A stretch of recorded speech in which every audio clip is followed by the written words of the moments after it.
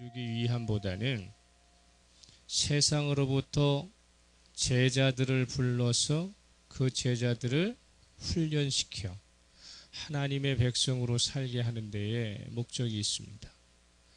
우리가 신앙생활을 하는 가운데 속에서 내가 능동적으로 하나님을 선택하고 하나님의 말씀 앞에 들어가서 하나님으로부터 복받기 이전에 내가 하나님으로부터 부름받아서 거룩한 나라로, 제사장의 나라로 거듭나는 것을 목적으로 삼을 때에 그 사람의 인생의 목적이 바르게 뜻을 이룰 수 있다는 사실이죠. 교회는 예수 그리스도가 기원이에요. 그죠?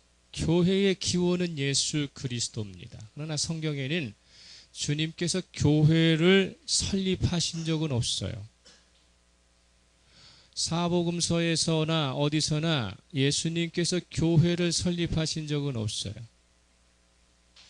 그럼에도 불구하고 가혹한 십자가의 처형을 당해 사망을 하셨지만 곧바로 부활하셔서 영원한 하나님의 나라를 시작하시고 그 하나님 나라를 세우신 분이 누구세요? 예수님이시죠. 그래서 교회의 기원은 예수님이다 말을 하는 것입니다.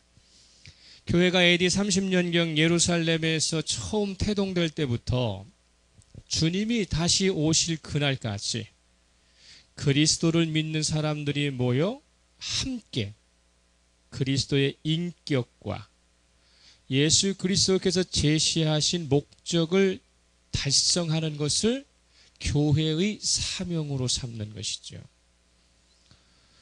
교회를 구성하는 지체들은 예외 없이 스스로를 예수 그리스도를 나의 몸으로 삼습니다. 그래서 내 안에 사는 이 예수 그리스도니. 할렐루야. 이 사도 바울의 고백이에요. 내 안에 사는 이 예수 그리스도. 예수 그리스도를 자신의 몸으로 삼고 그리고 어떻게 됩니까? 하나님의 거룩한 백성이 되어가지고 성령의 아름다운 건축물로 세상 속에 드러내 보이는 삶을 사는 것, 이것을 교회를 이룬다라고 말씀하는 것이죠. 교회는 사람을 모아서 복 주는 기관이 아니라 하나님께서 선택하신 백성을 훈련시켜서 세상에서 제대로 살게 만드는 훈련 기관이죠. 그래서 로마 가톨릭 진영의 교회 역사가 중에 가장 객관적인 지성을 지녔다고 평가받고 있는 한스 퀸이라고 하는 교수는 교회가 예수 그리스도의 목적을 구현하지 못하거나 그것을 왜곡할 때 교회는 그 존재의 의미에 죄를 짓는 것이며 존재의 기반을 잃는 것이다, 이렇게 말을 하고 있습니다.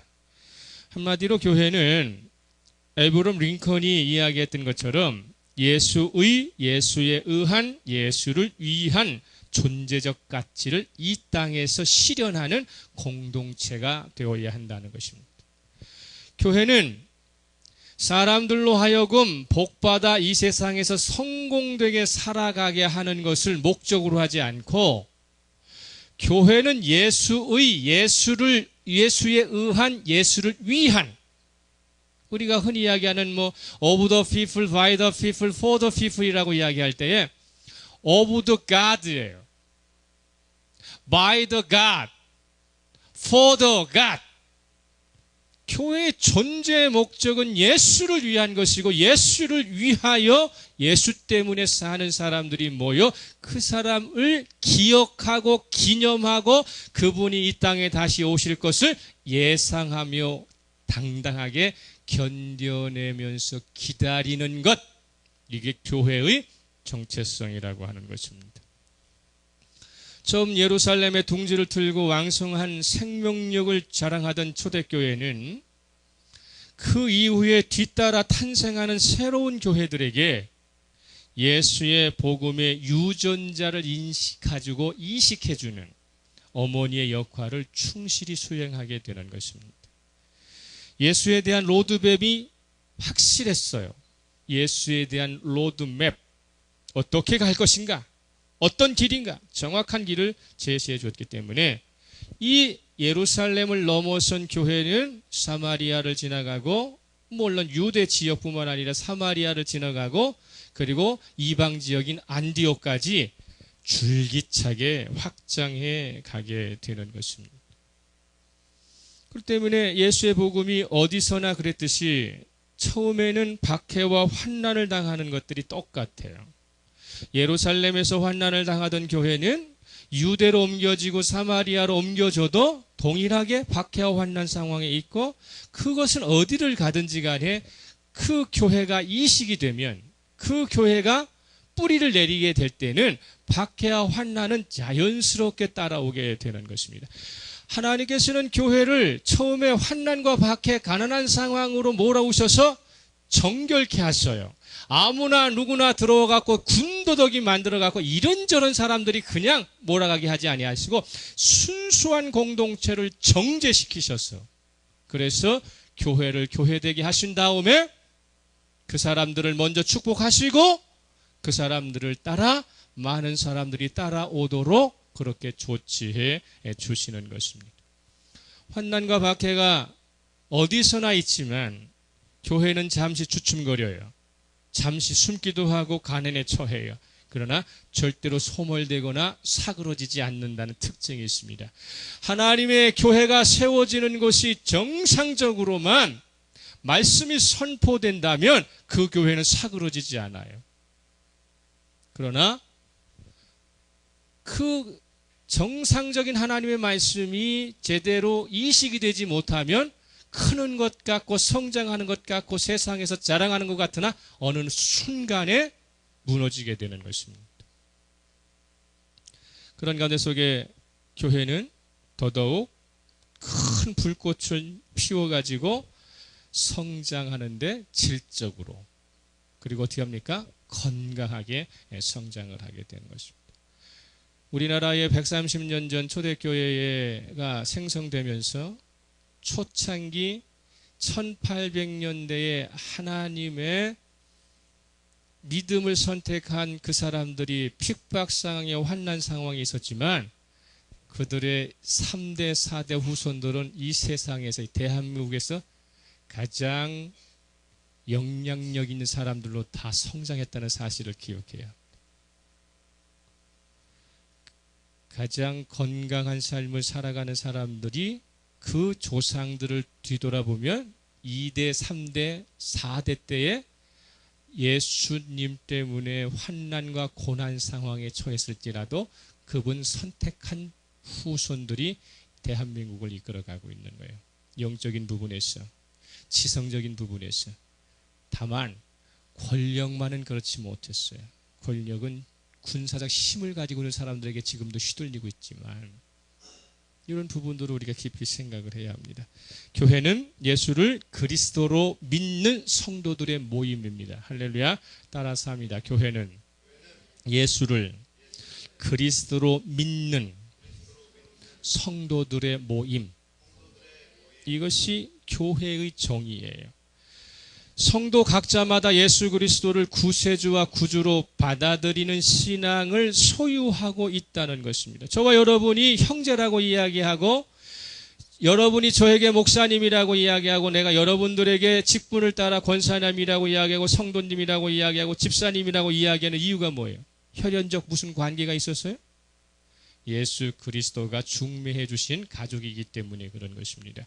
저와 여러분 속에는 무슨 인자가 있습니까? 예수 그리스도의 인자가 동일하게 고유하게 소유되고 있기 때문에 그런 것입니다. 교회 안에 들어온 사람들은 그렇기 때문에 하나같이 예수의 이름으로 세례를 받습니다. 할렐루야. 예수의 이름으로 세례를 받습니다. 예수께서 우리에게 행하신 것들을 기념합니다. 기억합니다. 그리고 다시 오실 주님을 예상하면서 성만찬에 기꺼이 참여하여 우리는 가족입니다. 하나입니다라고 하는 공동체성을 드러내게 되는 것입니다.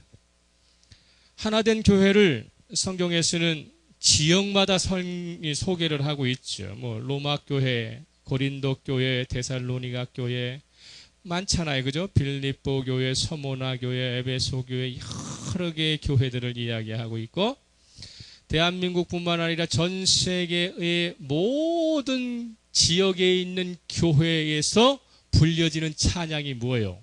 예수는 그리스도라고 하는 찬양이죠. 교회라고 하는 이름을 가지고 있고 교회라고 말할 때 그 안에는 누구의 찬양이 있어요? 예수 그리스도의 찬양이 있어요. 예수 그리스도가 나의 구주이십니다. 예수 그리스도가 나의 구세주입니다라고 하는 동일한 신앙의 고백을 가지고서 지역마다 교회를 이루어 가는데, 그 예수 그리스도의 찬양이 불려지는 그곳을 뭐라고 이야기한다? 하나된 교회다라고 말을 하는 것입니다. 참되고 새로운 교회도 비록 몇 사람 모이지 않지만 여기에 예수 그리스도의 이름이 진정으로 찬양되어지고 있다면 하늘에서 자랑하는 교회가 되는 것입니다. 사람의 수만 명이 모이지만 거기에 예수 그리스도의 찬양이 없어요. 하나님의 복음이 없어요. 세상 사람 이야기만 있어요. 세상의 성공의 이야기만 있어요. 그 교회에는 수만 명이 모여도 교회가 아닌 것이지요. 우리 안에 예수 그리스도가 살아계셔야 합니다. 그 예수 그리스도가 살아계시다고 하는 것을 본보기로 살아가는 교회를 우리는 두 교회를 이야기해요. 처음에는 예루살렘 교회, 그리고 오늘 본문에서 나오는 안디옥 교회의 이야기가 그렇다는 것입니다. 이 두 교회는 여러 가지 면에서 다른 교회의 진면교사입니다. 선교의 어머니입니다. 모태가 되었기 때문입니다. 예루살렘 교회는 유대 사마리아 지방의 교회들을 어떻게 합니까? 생성하게 하는 산파 역할을 했고요. 안디옥 교회는 소아시아 유럽 선교를 주도하는 이방 선교의 전진기지로서 사명을 충실히 감당했던 모범적인 교회였다고 하는 사실입니다. 오늘 본문은 안디옥 교회 이야기라고 했습니다. 이 안디옥은 시리아 안디옥이라고 하는 곳에 있는 것이죠. 시리아 안디옥은 지금 터키의 남부지방쯤에 있는데, 소아시아, 메소포타미아, 그리고 이집트로 가는 교차지예요. 소아시아라는 것은 우리가 포함되어 있는 나라를 우리 아시아라고 안 했었어요. 그 당시에는. 그리스 반도에서 지중해를 바라보면서 해가 뜨는 쪽, 그것을 아시아라고 얘기했어요. 해가 뜨는 땅. 그러니까 그리스에서 지중해 쪽으로 동쪽으로 바라보게 되면 해가 어디서 떠요? 동쪽에서 뜨잖아요. 그래서 아시아 그렇게 얘기했어요. 근동. 그것이 아시아 지역입니다. 그 때문에 이 아시아를 이제 우리는 나누어서 뭐라고 하니까 서쪽에 있는 아시아를 서아시아라고 이야기하고, 남쪽에 있는 아시아를 남부아시아라고 이야기하고, 동쪽에 있는 아시아를 동아시아라고 이야기하는데, 우리는 동쪽에서도 맨 끝에 있으니까 뭐라고 그래요? 극동아시아라고 하는 것이죠. 그러나 이 당시에는 아시아는 어디를 얘기했어요? 그리스 반도에서 지중해 건너편에 있는 터키 지방을 아시아라고 그랬어요. 아시아, 메소포타미아, 그리고 이집트로 내려가는 교차지에 있었던, 그래서 로마 제국에서는 이 안디옥이 아시아 전체 지역을 총괄하는 수도였었어요. 안디옥이라고 하는 것이. 그래서 그 당시만 해도 인구가 50만이 넘었습니다. 엄청난 것이죠. 유대의 예루살렘에 평소에 살고 있는 사람들이 5만에서 7만 정도밖에 되지 않았으니까 평소에 50만 이상의 인구가 거주할 수 있는 아주 경제적인 도시요, 문화적인 도시였었죠. 우리가 흔히 잘 알고 있는 에베소 교회는 아시아의 수도예요. 그런데 안디옥은 아시아와 메소포타미아와 이집트를 총괄하는 수도가 안디옥이었다는 사실이죠. 그래서 그런 가운데 속에서 이 안디옥은 흔히 이야기하고 있던 로마와 그리고 아프리카 지역에 있는 알렉산드리아 다음에 세 번째로 큰 도시를 안디옥이라고 얘기했고요. 그래서 교회가 생성되면서 이제 로마 제국 시대의 교회의 이 제국들을 이루고 있기 때문에 관구를 나눌 때에 로마 지역, 안디옥 지역, 그 다음에 예루살렘 지역, 알렉산드리아 지역, 그 다음에 콘스탄티노플이라고 하는 지역, 이렇게 나눌 때 안디옥은 가장 중심에 있었던 그런 지역입니다.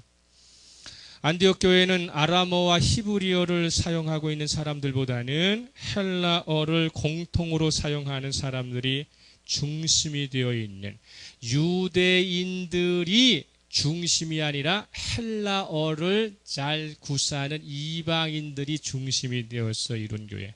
그래서 이들은 최초의 그리스도인이라고 하는 호칭을 받았죠.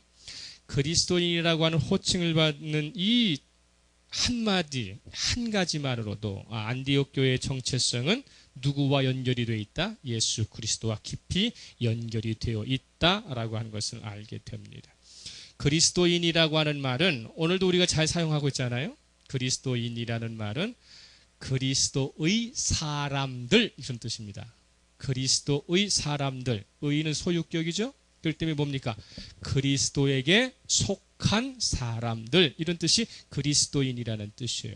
그러면 누구누구에게 속하다, 누구누구의 집안 안에 있다라고 얘기할 때에 예수 그리스도는 주인이시요 그에 속한 우리는 뭡니까? 사랑스러운 종이죠.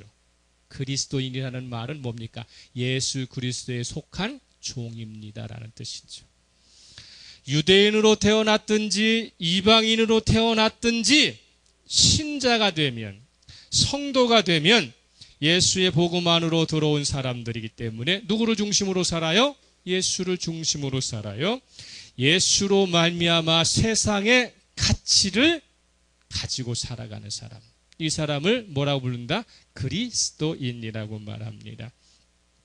그리스도인이라고 하는 말을 처음 사용한 것은 의외로 예수 믿지 않는 불신자들이 예수 믿는 사람들을 바라보면서, 예수 믿는 사람들을 평가하면서 저 사람들은 그리스도인이야, 이렇게 이야기한 거예요. 예수를 따르는 제자들이 나는 그리스도인입니다라고 이야기한 게 아니라 예수 믿지 않던 사람이 예수 믿는 사람의 삶을 보니까 뭔가 달라. 유대인과 너무도 달라. 다른 사람과는 너무도 달라. 그래서 뭐라고 부르는 거예요? 저 사람들은 그리스도인이야. 이 이야기는 흔히 이야기하는 존경을 한다든지 또는 무언가 뛰어나다는 뜻이 아니라 하나의 손가락질일 수도 있겠죠. 그죠? 별칭일 수도 있었겠죠. 우리가 초창기에 예수쟁이라는 말이 좋았어요, 안 좋았어요? 이 쟁이라는 말은 천하게 들었잖아요. 그러니까 안디옥에서 처음 예수 믿는 사람들에게 그 사람들을 부를 때 뭐라고 부르는 거예요? 저놈들은 예수쟁이야, 이렇게 불렀다는 거예요, 처음에. 그런데 그들의 삶을 가까이 가서 지켜보고 함께 부딪히며 사는 것을 볼 때에 다르더라는 거예요. 뭐가 다르냐? 말 폼새가 다르고 삶의 태도가 다르고 그들이 지향하는 것이 다르더라는 거예요. 우리하고는 다른 차원의 삶을 살아가고 있구나라고 하는 것을 처음에는 천대하면서, 처음에는 우스갯소리로, 처음에는 별것도 아닌 것으로 구분을 하다가 본데 그들이 살아가는 삶이 너무도 품격 있는 삶이에요. 너무도 제대로 된 삶을 살아서 그 다음부터는 천박한 말이 무슨 말로? 존경의 언어로, 세상 사람들과 구별하는 언어로 그리스도인이다라고 이야기를 하게 된 것입니다. 그 때문에 이 사람들은 제일 먼저 예수 그리스도가 자신의 뭐임을 확신했어요. 구주임을 확신했어요. 할렐루야. 여러분 지금 예수 그리스도가 여러분의 구주임을 확신하고 사십니까? 아멘 해야 돼요. 그죠? 아멘입니다. 구주, 나의 구원주시다. 이 구주요. 그러면서 예수 그리스도가 나의 구주라고 하는 것을 개인적으로 고백을 하고 살면서 그 무리들이, 공동체들이 세상을 향하여 뭐라고 동일하게 이구동성으로 이야기하는 게 뭡니까? 예수 그리스도는 구세주다는 사실이에요. 구주라고 하는 것은 내 개인적으로 나의 구원주이십니다라는 뜻이지만 구세주라는 것은 무슨 뜻입니까? 세상을 구원하실 진정한 왕이시다라고 하는 것을 인정케 하는 것입니다. 그러면 교회는 모일 때마다 예수 그리스도는 개인적으로 뭐라고 고백해야 합니까? 구주이십니다. 고백해야 합니다. 교회가 모여가지고 세상을 향해서는 뭐라고 외쳐야 합니까? 예수 그리스도는 구세주입니다라고 외칠 수 있을 때 그것을 살아있는 교회라고 이야기하고 그 교회를 그리스도인이 모이는 교회라고 말할 수 있는 것입니다. 그리스도인이라 불리게 된 안디옥 사람들의 특징은요, 몇 가지로 나타나는데 첫 번째는 뭐냐면 아까도 말했던 것처럼 예수 그리스도가 구주되심에 대한 확고함이 있기 때문에 때와 장소를 구분하지 않고 예수의 복음을 전하는 사명으로 똘똘 뭉쳤다는 것이죠. 저와 여러분 가운데 속에 약조하시는 분 별로 없으시겠지만 세상 가운데 속에서 축하할 일이 있어가지고 술 한잔 따라가지고 건배할 때 뭐라고 해야 돼? 위하여 할 때, 에? 맥주 한잔 가지고 이 건배할 때도 예수 그리스도를 위하여 하고 건배해야 한다고요. 에? 술 먹는 자리에서는 예수 그리스도가 사라져버리고 유흥하는 자로 놀러가는 자리, 골프 치는 자리에는 예수 그리스도가 없는 게 아니라 어디든지 간에 내가 무엇을 하든지 간에 무엇을 할 때마다 뭐라고 얘기해야 돼요? 외쳐야 돼요? 예수 그리스도를 위하여. 할렐루야. 따라서 합시다. 예수 그리스도를 위하여. 그 삶을 살았다는 거예요. 가정에서 남편과 아내가 포도주 한 잔 기울일 때마다 예수 그리스도를 위하여 하십시오. 에? 그거 해야 되는 거예요. 현아 씨, 회식 자리에 가서도 예수 그리스도를 위하여 할 수 있기를 그리스도 이름으로 축복합니다. 그렇기 때문에 안디옥 교회 사람들은 어떤 사람이었느냐면 이 사람들이 처음 개척을 한 사람들인데 안디옥 교회를 개척한 사람들이 어떤 사람이냐면 우리 복음 나왔어요. 자, 11장 봅시다. 11장 19절에서 20절까지 같이 읽겠습니다. 19절에서 20절까지. 19절에서 20절까지 시작. 그때에 스데반 일로 일어난 환난으로 말미암아 흩어진 자들이 베니게와 구브로와 안디옥까지 이르러 유대인에게만 말씀을 전하는데 그 중에 구브로와 구레네 몇 사람이 안디옥에 이르러 헬라인에게도 말하여 주 예수를 전파하니. 자, 안디옥에 흘러 들어온 사람들은 뭐냐면 예루살렘 교회 스데반의 순교가 있고 난 다음에 박해가 임해졌어요. 그래서 어쩔 수 없이 어떻게 생명을 부지하기 위해서 도망 나올 수밖에 없었어요. 피난 나올 수밖에 없었어요. 망명할 수밖에 없었어요. 그러니까 흘러서 섬지방 구브로 그리고 어떻게 합니까? 베니게 구브로 지역을 지나가지고 흘러 안디옥까지 몰래 들어왔으니까 그 사람들이 가지고 있는 두려움은 뭐예요? 유대인들이 뒤쫓아와 핍박할 것이다, 박해할 것이다고는 두려움이 있잖아요. 그러면 그들이 제일 먼저 할 수 있는 일이 뭐예요? 예수 안 믿는 척하고 살아야 되는 거 아니에요? 예수와는 관계없는 것처럼 숨어 지내고 숨지겨 지내야 되잖아요. 왜? 뭘 피해서 온 사람이기 때문에. 박해와 환난을 피해서 숨어 들어온 사람이었기 때문에 그들의 입에서는 예수의 이야기가 나오지 말아야 하고 그들의 삶에서 행치에서 예수 그리스도와 관계없는 것들이 나타나야 하는데 그들은 피할 때마다 도망갈 때마다 뭐만큼은 잊어버리지 않고 갔다는 거예요. 예수의 복음만큼 잊어버리지 않았다는 거예요. 가는 곳마다 내가 환난과 핍박을 피하여 안정적이고 정상적인 삶의 자리를 도망 나올 수밖에 없었지만 내가 어디든 자리를 잡고 터전을 잡으면 제일 먼저 하는 것이 뭐예요? 예수 그리스도는 구세주입니다. 예수 그리스도는 구주라고 하는 복음 전파에 힘을 썼. 그런 사람들이 무엇을 개척했다? 안디옥의 교회를 개척했다고 하는 사실이죠. 신기하지 않아요? 예수 때문에 내가 삶의 터전을 잃어버리고 나면 예수 때문에 생명의 위협을 받게 되면 다른 곳에 이사 가면 무슨 얘기 안 해? 예수 얘기 안 해야 되잖아요. 그런데 그 사람들은 역설적이게도 예수 때문에 핍박을 받았고 예수 믿는 것 때문에 삶의 터전이 무너졌음에도 불구하고 가는 곳마다 먼저 예수를 위하여 살았다는 사실이죠. 그러니까 주님께서 그 삶을 볼 때 처음에는 안타까우지 않겠어요? 아버지가 부모가 자녀가 고생하는 걸 보고 안타까워하지 않는 부모가 어디 있어요? 그런데 당신을 위하여 살아가는 그 사람들이 세상에서 많은 고난과 고충을 당하지만 예수에 관한 역사가 나타나는 거예요. 21절 시작. 주의 손이 그들과 함께 하시며 수많은 사람들이 믿고 주께 돌아오더라. 저와 여러분의 삶의 현장에 주의 손이 함께 하시기를 그 이름으로 축복합니다. 우리 교회에 귀염둥이 우주가 있는데 우주가 몸이 아프면 부모가 그의 머리에 손을 대고 기도할 때에 주의 손이 함께 하시는 역사가 나타나야 되는 거잖아요. 그죠? 내 삶의 현장에 직장의 현장 자리에 어려움이 있을 때 내가 이 직장의 자리가 어렵다, 이 삶의 자리가 어렵다고 기도할 때 누구의 손이 함께 하셔야 돼요?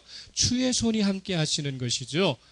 예수의 복음이 살아있는 사람, 예수의 생명이 움틀거리고 있는 사람의 손에는 누구의 손이 함께하고 계셔요? 예수의 손이 함께하는 거예요.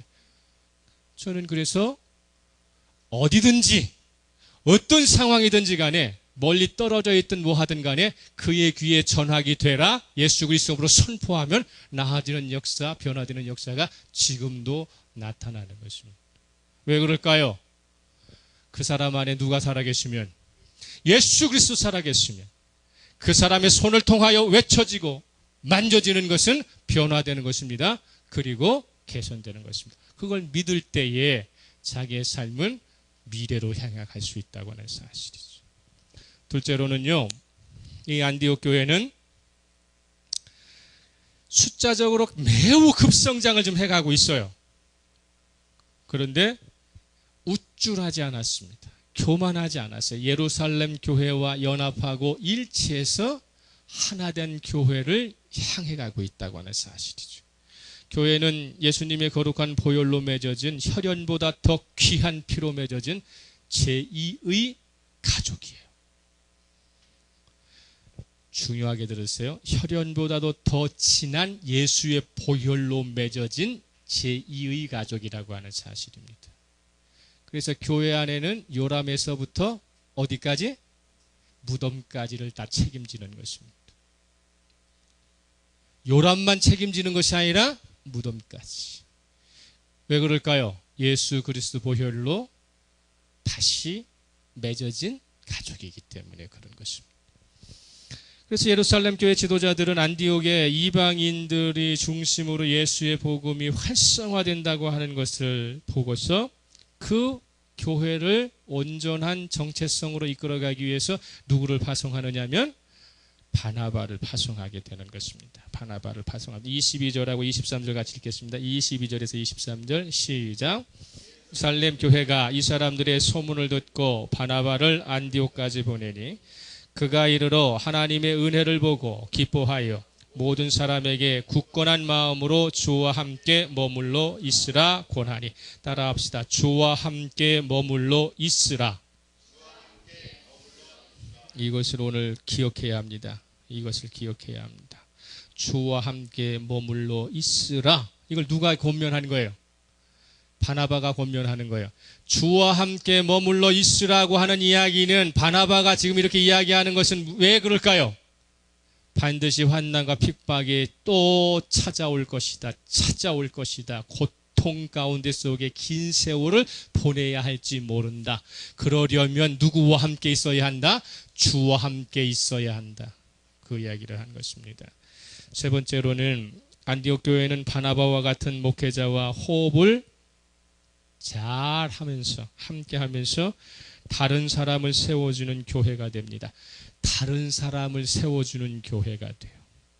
자기가 주인공이 되고 자기가 스타가 되는 교회가 아니라 다른 교회를 세우기 위한 보조자 역할을 하는, 어머니 역할을 하는, 도움을 주는 교회로 탈바꿈이 되는 것입니다. 이것을 누가 가르쳤느냐면 바나바가 가르쳤어요. 바나바라고 하는 사역자는 기독교 역사를 형성하는 과정에서 없어서는 안 될 인물이었습니다. 가룟 유다가 예수의 제자의 군에서 탈락하고 난 뒤에 한 사람을 뽑잖아요. 초대교회에서 한 사람을 뽑잖아요. 전혀 역사를 모르는 사람처럼 생뚱맞게 그러네. 2장 봅시다. 사도행전 2장. 사도행전 2장. 사도행전 1장. 사도행전 1장이네. 사도행전 1장 23절에서 24절을 한번 봅시다. 23절에서 24절. 한 사람을 충원하기 위해서 사도행전 1장 23절에서 24절 시작. 그들이 두 사람을 내세우니 하나는 바사바라고 하고 별명은 유스도라고 하는 요셉이요 하나는 마띠아라. 그들이 기도하여 이르되 무사람의 마음을 아시는 주여 이 두 사람 중에 누가 주님께 택하신 바 되요. 그만. 바사바라고 하고 유스도라고 하는 요셉이라는 사람이 하나 있었어요. 바나바의 본명이 뭐예요? 바나바의 본명. 바나바의 본명이 요셉이에요. 그런데 12명 제자 가운데 속에서 하나 충원할 때에 아마도 역사학자들은 이 바사바라고 하는 요셉이 바로 바나바가 아니었겠느냐 이렇게 추측을 해요. 그런데 바나바는 탈락되죠. 누가 됩니까? 마띠아라고 하는 사람이 되죠.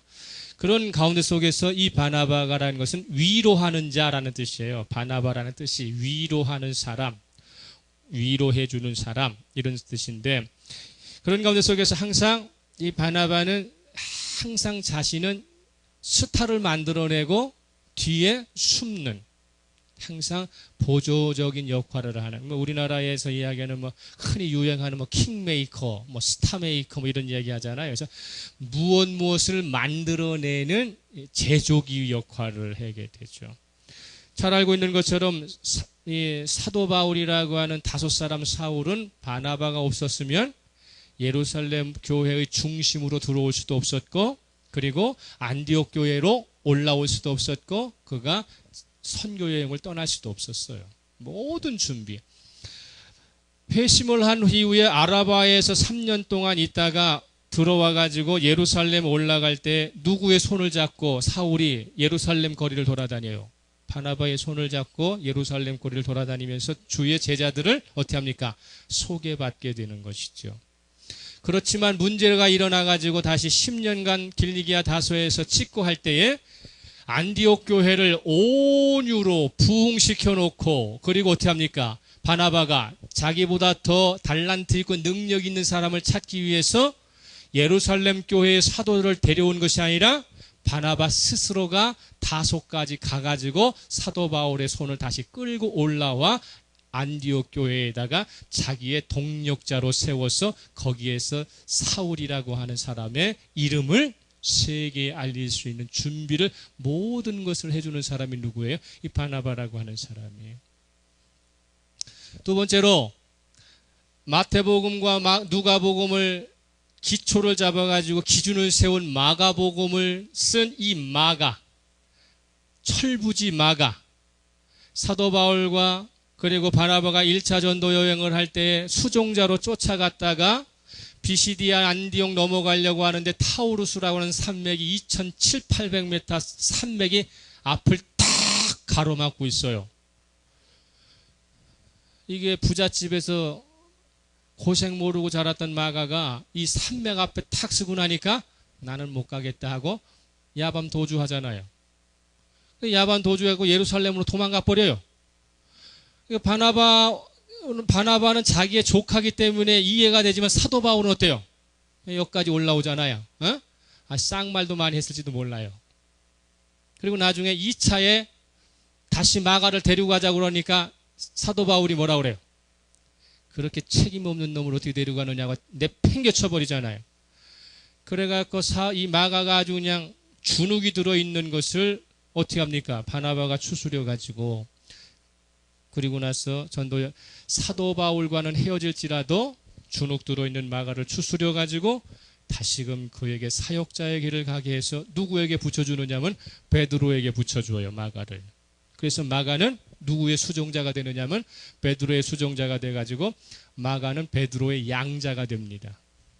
그래서 이 베드로가 로마에서 전도 활동을 할 때 누구를 통역자로 삼았느냐면 마가를 통역자로 삼아가지고 그래서 이 마가가 베드로의 교육을 통해 가지고 위대한 마가복음을 작성하게 해요. 그때 손을 잡아가지고 이렇게 세워줬던 인물이 누구냐면 바나바라고 하는 인물이에요. 그러니까 바나바가 안디옥 교회를 목회를 하면서 수많은 사람이 자기를 따라오고 자기가 존경받을 자리가 있고 자기의 지위를 마음껏 활용할 때에 자기는 뒤로 물러서서 누구를 세워요? 사도 바울을 세워요.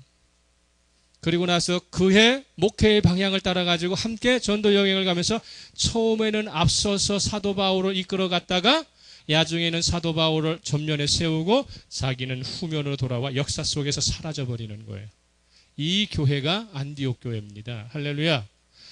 오늘날의 세상의 교회 가운데 속에 사람을 세우고 그리스도인을 세운 가운데 속에 사라지고 뒤로 머무르는 교회가 아니라 자기 잘났다고 자기 명패 달고 자기 하는 교회들이 얼마나 많아요.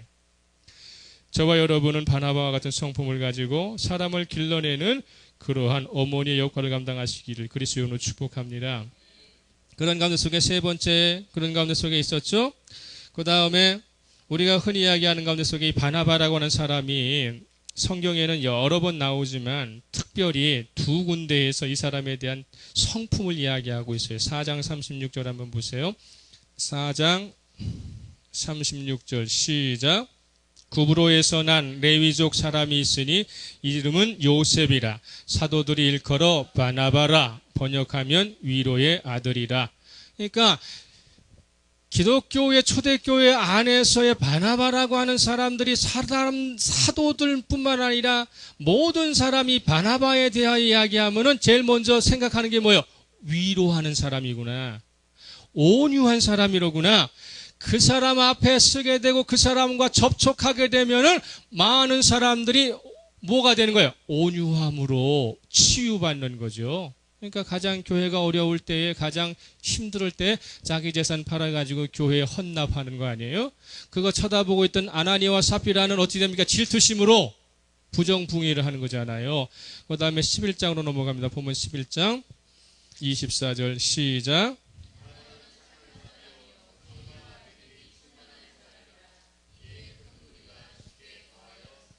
성경에서 착하다라는 말은요, 아무 누구에나 쓰는 말 아니에요. 이 착하다는 거 그냥 성품이 그냥 착하고 그냥 순에 빠졌다는 뜻이 아니에요. 하나님의 성품으로 가득 차 있다는 뜻입니다. 하나님의 뜻으로 가득 차여 있는 사람. 이렇게 찔러도 하나님의 말씀이 나오고 저렇게 찔러도 하나님의 성품이 나오는 사람. 이 사람을 뭐라고 얘기합니까? 착한 사람이라고 얘기하는 것이죠. 그래서 그런 가운데 속에 바나바는 언어, 표정, 사고하는 내면적 모습에서 흠잡을 데가 없어요. 바나바를 이렇게 바라보게 되면 성품적으로 바라볼 때는 구약의 누구가 생각이 나요? 요셉이 생각이 나요. 그죠? 구약의 요셉, 형님들의 핍박을 받은 가운데 속에서도 형들의 안위를 걱정하고 그들의 모든 조카들을 이 요셉의 품에 품어가지고 길러내거든요. 요셉의 위대한 점은 애굽의 7년 흉년을 견뎌냈다. 그게 아니에요. 야곱의 후손들이 70명이 다 애굽 고센 땅으로 왔을 때 요셉은 위로는 다 형들이요. 그죠? 아래로는 다 뭡니까? 조카들이잖아요.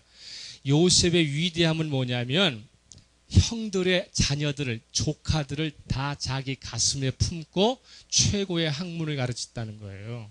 그들의 삶을 다 뒷받침해줘가지고 그래서 그들이 430년 동안 200만이 넘는 중대한 백성으로 길러내는 데에 아낌없이 자기 것을 헌신한 사람이기 때문에 이스라엘 역사에 중요한 자리를 차지하게 되는 거예요. 보이지 않는 역사가 거기서 나타나. 이 뭡니까?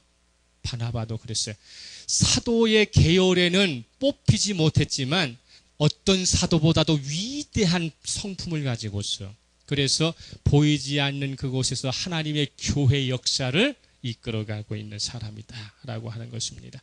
남보다 남을 낮게 여길 수 있었다. 남보다 남을 높게 여길 수 있었다. 서로 종로로 타는데 부끄러워하지 않았다는 것입니다. 결론적으로 바나바가 가세한 안디옥 교회는 예수님의 가르침을 그대로 실천한 공동체였다는 거예요. 예수님의 가르침을 그대로 실천한 공동체. 자, 11장 29절에서 30절 봅니다. 11장 29절에서 30절 시작. 제자들이 각각 그 힘대로 유대에 사는 형제들에게 부조를 보내기로 작정하고 이를 실행하여 바나바와 사울의 손으로 장로들에게 보내니라. 이 팔레스틴 지역에는 46년에서 48년까지 극심한 가뭄이 들어왔어요. 물론 아가보라고 하는 사람이 예언도 하기로 했고 글라우디오 황제 때의 이 부분인데, 이 팔레스틴 지역에 극심한 이 흉년이 들었다고 하는 것은요, 이 팔레스틴 바로 밑에는 이집트가 있어요, 그죠? 이집트의 나일강 주변의 평야에 있는 밀은 로마의 곡식이었기 때문에 전세가 흉년이 들 수 있는 상황이에요. 그러니까 어려운 가운데 속에 있습니다. 그저 예루살렘 교회 공동체만 어려운 것이 아니에요. 자기들도 어려워요. 왜냐하면은 알렉산드리아의 많은 곡물들이 다 어디 가면 로마로 향하지만은 아시아 쪽으로 가려면 다 어디로 넘어와야 돼? 안디옥으로 넘어와야 돼요. 그러면 안디옥에 살고 있는 대부분의 이 그리스도인은 뭐에 종사는 하는 사람들이었냐면 무역을 하는 사람들이었다고요. 그렇기 때문에 자기들도 힘들죠. 궁핍하죠. 그렇지만은 예루살렘 교회가 궁핍하다는 것을 알고서, 그래서 어떻게 따라서 합시다. 그 힘대로. 여기 29절에 써 있잖아요. 그 힘대로. 그냥 생색만 내고 도와주는 척 했다는 게 아니라 제자들이 각각 그 힘대로예요. 여기 성경을 반드시 보세요. 29절에 제자들이라는 말이 뭡니까? 안디옥 성도들은 다 뭘로 불렸다는 거예요? 제자로 불렸다. 그리스도인으로 불렸다. 그런데 그 자기와하고는 멀리 떨어져 수백 킬로 떨어져 있는 교회의 성도들의 고통을 듣고서 각각 그 힘대로 할 수 있는 것은 최선을 다해서 그래서 돕는 그러한 교회의 역할을 했다. 이 한 사람의 목회자의 철학과 정체성은 매우 중요한 겁니다. 안디옥 교회의 정체성은 자기들끼리만의 교회가 아니라 세계의 교회의 뭐가 되는 겁니까? 선진 기지가 되는 것이죠. 사도 바울이 선교 여행을 끝날 때마다 항상 돌아가서 보고한 교회는 어디예요? 안디옥 교회예요. 예루살렘을 거쳐갔든 고린도 교회를 갔든 어디를 갔든 유럽 전 지역을 선교한 다음에 돌아와 가지고 안디옥 교회의 제자들 앞에서 이렇게 여러분이 도와주신 결과로 이렇게 여러분이 해주신 결과로 이랬습니다라고 선교 보고한 교회는 안디옥밖에 없어요. 왜냐하면 안디옥에서 누구를 파송했기 때문에, 사도 바울을 파송했기 때문에 그런 것입니다. 우리가 깊이 생각할 것은 뭐냐면, 놀라운 것은 모교회가 지교회를 도와준 것이 아니라 생성되지 얼마 되지 않은 지교회가 모교회를 돕고 있다고 하는 거예요. 예루살렘 교회가 안디옥 교회를 돕는 것은 영적으로 도왔어요. 그죠? 영적으로 도움받은 안디옥 교회는 예루살렘 교회를 향하여 뭘로 도와요? 물질적으로 돕는 것입니다. 영적인 것과 물질적인 것이 교통될 때 그것을 성숙하다라고 이야기하는 거예요. 잠언 19장 17절에 보게 되면, 잠언 19장 17절에 보게 되면 이런 말씀이 있습니다. 우리가 잘 알고 있는 말씀인데, 가난한 자를 불쌍히 여기는 것은 여호와께 꾸어드리는 것이니 그의 선행을 그에게 갚아주시리라. 내가 가난한 사람에게 한 번의 도움을 주는 것은 하나님께서 나에게 꾸어가시는 거예요. 하나님이 나에게 빌려가시는 거예요. 빌려가신 하나님은 되갚아 주신 분이라는 사실이에요. 빌려가신 하나님은 만배로 되갚아 주시는 분이에요. 할렐루야. 그래서 내가 아브라함에게 말씀하시잖아요. 아브라함이 어느 날 장막 앞에서, 의자 앞에서 꼬박꼬박 졸고 있는데 누가 지나가? 3명의 사람이 지나가죠. 하나님을 동반한, 그죠? 그런 가운데 속에서 축복받아요. 그래서 뭐라 그래요? 내가 너에게 복 주고 복 주며 번성하게 하고 번성하게 하리라. 할렐루야. 이게 종의 입술의 축복이에요. 나는 어느 곳을 가더라도 복 주고 복 주며 번성하고 번성하게 하리라. 이 안디옥 교회가 가난한 자에 대하여 나눌 때에 하나님께서는 안디옥 교회에게 뭐예요? 나는 꾸었다. 내가 너에게 갚아주리라. 이렇게 말씀을 하시는 것이죠. 특별히 공동체 안에 어려움을 겪고 있는 사람에게 관심을 가져야 합니다. 먼저 이 공동체 안에 어려움을 겪고 있는 사람에게 관심을 가져야 돼요. 공동체 안에 어려움이 있는 사람은 관심 밖으로 나가고 텔레비전에 나오는 거기 불호익기 돕기 나가가지고 말이야 성금 낸다고 사진 한번 찍고 그거 중요한 거 아니에요. 자기 식구들 중에 어려운 사람이 누군가를 되돌아보고 그리고 세상 밖도 쳐다봐야지. 세상 밖만 쳐다보고 아는 굶어 죽는지 뭐 하는지 아무리 잘하면 제일 나쁜 남편이 뭐야? 밖에 나가서는 쓰기도 잘 쓰고 말이지. 에? 온갖 것 다 주면서 집에 와갖고는 아무것도 안 사줘. 그 남편이 제일 나쁜 남편 아니야? 마찬가지예요. 제일 나쁜 자식이 어떤 자식이요? 밖에 나가서는 자기가 하고 싶은 거 다 놓고 집에 와갈 때는 들어올 때 뭐 하나 안 사갖고 들어오는 자식들이 있단 말이죠. 하나님은 관심 가지는 것이 뭐냐면 그 공동체의 가난한 자를 먼저 관심 갖게 하십니다.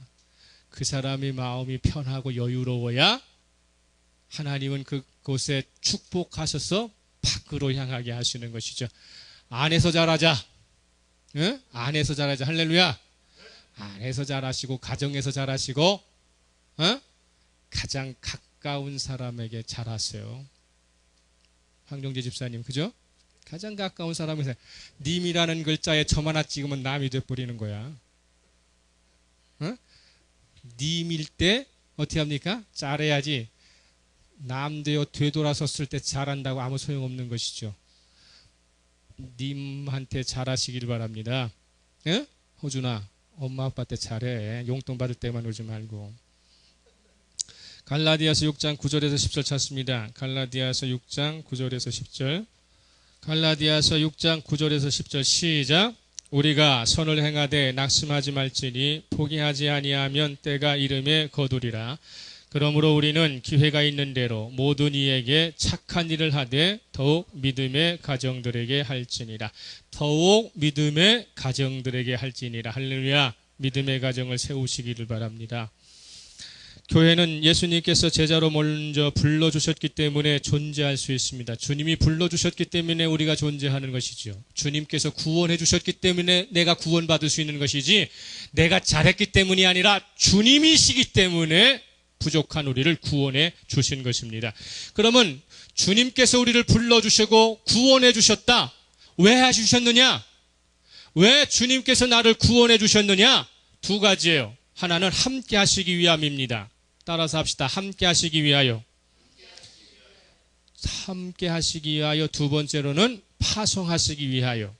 파송하시기 위하여. 그래서 마가복음 3장 14절에 이에 12를 세우셨으니 이는 자기와 함께 있게 하시고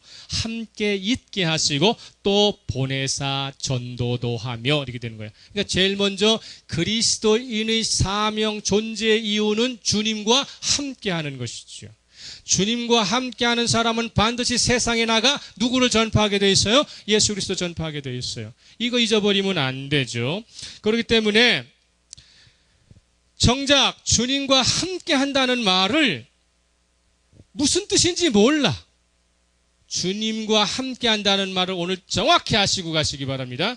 주님과 함께한다고 하는 것은요, 변하지 않고 여전히 작동되고 있는 하나님 말씀에 어떤 토도 달지 않고 기꺼이 목숨 바쳐 순종한다는 뜻이에요. 한 번 더 천천히 말합니다. 주님과 함께 한다는 말은 변하지 않고 여전히 작동되고 있는 하나님의 말씀에 어떤 토도 달지 않고 기꺼이 목숨 바쳐 순종한다. 이것을 하나님과 함께 합니다. 주님과 함께 합니다라는 것입니다. 시간이 지났지만 예를 들 거예요. 엘리야라고 하는 구약의 선지자가 있어요. 그 사람은 모토가 뭐냐면 하나님이 항상 살아계심을 두고예요. 하나님이 항상 살아계심을 두고, 그래서 하나님이 항상 살아계심을 두고서 자기가 내뱉는 말이나 자기가 기도하는 것이나 자기의 앞의 미래의 모든 것은 뭘로 기준한다? 하나님이 말씀하시는 것으로 기준 삼는 것이죠. 잘 알고 있는 것처럼 그가 그리시네가에 선포해서 하나님이 살아계심을 근거로 내 말이 없으면 이 땅에 비와 이슬이 없으리라 선포했어요. 도망갔어요. 하나님께서 엘리야에게 말해요. 그리시네가로 가라. 그리시네가로 피하고 나니까 하나님께서 뭐라고 말씀하세요? 내가 까마귀를 통해서 하루 2끼 제공해 줄게. 그거 얼마나 신나는 일이에요. 여러분, 까마귀나 개한테 음식 공개받아 본 적 있어? 집에서 키우는 애완견한테 음식 공개받아 본 적 있냐? 똥이나 팍팍 싸버리지 그게. 근데 이 까마귀는 어김없이 하루에 2번 왕의 식탁에서 고기와 떡을 가지고 엘리야를 섬겨요. 엘리야 그때만 해도 어떻게 되겠어요? 야, 하나님 나 인정하시는구나. 이 기적과 같지 않아요? 좀 특별 대우받는 것 같지 않아요? 그죠? 사람이 갖다가 제공해 주는 게 아니라 까마귀가 물어 갖다 주니 까마귀 부리가 그게 얼마나 들겠어요? 그거 엘리야 배 채우려면요. 1번, 2번 왔다 갔다 했겠어요? 잘 생각해 보세요. 그건 좀 멋있잖아. 응? 근데 가뭄이 더 깊어져. 그러니까 하나님께서는 엘리야에게 뭐라고 얘기하느냐면은 더 이상 그리시네가로 내가 이런 음식 내가 제공해 줄 수 없으니까 일어나 가지고 30km 넘 멀리는 시돈 지방의 사르밧 과부한테 가서 의탁해서 살아라. 말이 의탁해서 살아라는 말이지 뭐하고 살아라? 빌어먹고 살아라는 뜻이에요. 빌어먹고 살아라. 까마귀로부터의 음식 공개를 받을 때는 선지자인 것 같아. 하나님한테 특별한 뭔가를 제공받은 것 같은데 이제 터덜터덜 먼지바람을 타가지고 이 사르밧 과부에게 가가지고 빌어먹으려고 하니까 내 뜻하고는 달라. 아이 사나이로서 자존심이 있지요. 그잖아요. 수많은 부자 과부도 많은데 해필이면은 한 움큼 밀가루밖에 없는 그 과부집으로 왜 나를 보내느냐 하고 원망할 수 있잖아요. 그런데도 터덕터덕하여. 나중에는 기적이 일어납니다. 갈멜산에서 기적을 행합니다. 이세벨이라는 왕비가 넌 내가 때려 죽일 거라고 하는 말 한마디가 전해들어요. 힘없어 로덴 나무가로 갑니다. 주님 거기서 뭐라고 해요? 아이 죽여주십시오. 도저히 이거 못 살겠습니다. 주님 어떻게 해요? 호렙산으로 가라 말씀하시고 거기에서 세미한 음성으로 다시 약속하셔. 그럴 때마다 토달지 않고 갑니다. 그럴 때마다 토달지 않고 순종합니다. 지구 역사상 이 세상에 태어난 사람들 중에 죽음을 보지 않고 하나님 나라로 올라간 사람은 딱 2사람밖에 없어요. 에녹과 엘리야밖에 없어요. 할렐루야. 하나님의 말씀은 죽음을 극복하는 역사가 나타나는 것입니다. 하나님 말씀에 토달지 않고 살았던 엘리야에게 어떠한 사명을 주십니까? 예수님 오시기 전에 내가 엘리야 보내시겠다고 약속하셨어요. 주님 십자가 선상에서 마지막 사명의 길을 갈 때 부르실 때 그때 2사람 부르는데 거기에도 엘리야가 주님 곁에 와요. 모세와 엘리야가 변형산으로 오잖아요. 엘리야가 위대해질 수 있었던 유일한 이유는 뭡니까? 그분의 말씀에 토달지 않고 그분의 말씀대로 순종하는 삶을 살아가는 것입니다. 그럴 때에 그의 삶의 역사는 자기가 알지 못하는 것을 예비해 주시는 사실이라는 것이죠. 왜 그럴까요? 요한복음 15장 7절 말씀에 너희가 내 안에 거하고 내 말이 너희 안에 거하면 무엇이든지 원하는 대로 구하라 그리하면 이루리라. 할렐루야. 따라서 합니다. 내 안에 거하면 무엇이든지 원하는 대로 구하라. 이루리라 이렇게 말씀하셨어요. 주님의 말씀 안에 거하는 이유는 뭡니까? 이 주님과 함께 한다고 하는 사실이 그것이 무엇입니까? 왜? 하나님의 생각은 우리의 생각과는 다르기 때문입니다. 하나님은 우리보다도 더 우리를 잘 알고 계시고 우리의 인생의 목적지에 성공이라고 하는 깃발을 꽂을 수 있도록 만반의 준비를 하고 계시는 분이시기 때문에 그렇죠. 이사야 55장 8절에서 9절, 이사야 55장 8절에서 9절, 이는 내 생각이 너희의 생각과 다르며 내 길은 너희의 길과 다름이니라. 여호와의 말씀이니라. 이는 하늘이 땅보다 높음 같이 내 길은 너희의 길보다 높으며 내 생각은 너희의 생각보다 높다는 것입니다. 그런데 왜 자꾸 하나님 생각 무시하고 자기 뜻대로 살려고 그래요? 자기 마음대로 살려고 그래요? 하나님의 뜻대로, 하나님의 생각대로, 하나님의 말씀대로 살면 그 사람에게는 반드시 성공의 길이 열립니다. 이건 성경이 약속해 주시는 거예요. 하나님이 약속해 주시는 것입니다. 마찬가지로 안디옥 교회는 뭐만 생각했어요? 예수만 생각했어요. 하나님의 말씀만 생각했어요. 26절 다시 보고 끝냅니다.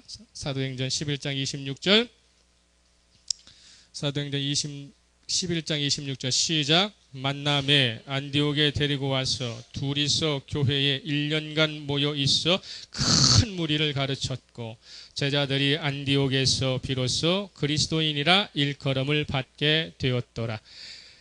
만났다. 바나바와 사울이 만났다. 또 안디옥에 와가지고 두 사람이 한 것이 뭐예요? 큰 무리를 어떻게 했다?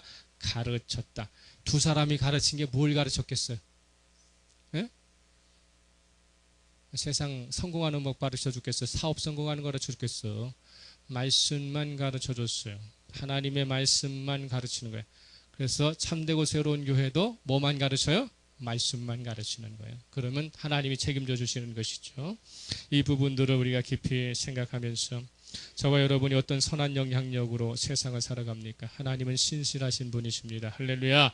하나님은 신실하신 분이십니다. 예수 그리스도는 신실하신 분이십니다. 그분이 우리를 살리십니다. 안디옥 교회 교인처럼 말씀에 붙잡혀 말씀으로 살아가서 세상 속에 정말로 스타의 삶을 살아가시기를 예수 그리스도 이름으로 축복합니다. 우리 한번 다시 한번 오 신실하신 주님 한번 이걸 뜻을 잘 생각하면서 보세요. 아까 불렀죠?